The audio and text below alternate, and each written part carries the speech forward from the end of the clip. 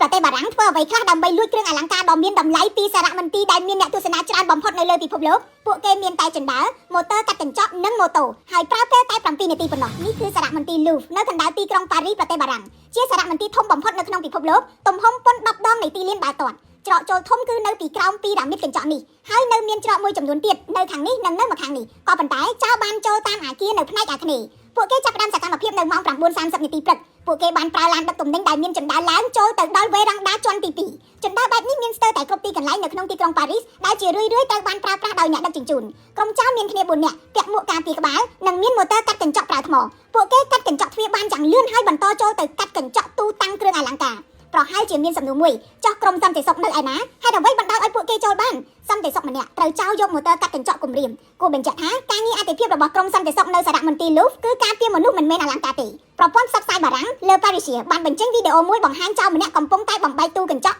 ដោយពាក់អាវកាក់ពណ៌លឿងដើម្បីបន្លំជាកម្មករថែទាំឬក៏ជួសជុលអគារក្រុមអ្នកស៊ើបអង្កេតបានបញ្ជាក់ថាពួកគេបានចូលលួចនៅក្នុងបន្ទប់លេខ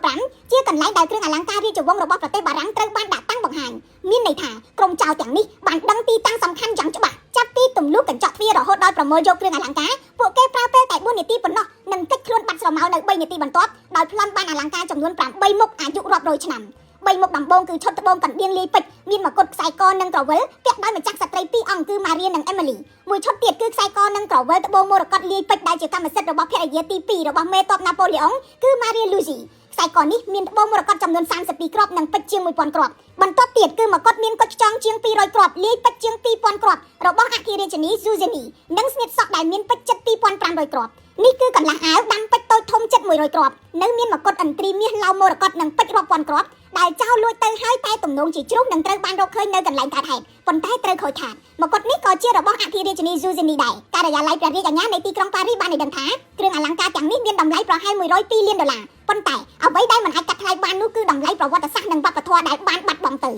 ដ្ឋាភិបាលបារាំងបានប្រកាសតាមចាប់ខ្លួនក្រុមចៅទាំងនេះក៏ប៉ុន្តែមិនសង្ឃឹមថានឹងយកបានមកវិញនៅទម្រង់ដើមនៃគ្រឿងអលង្ការតម្លៃមហាសាលនេះទេ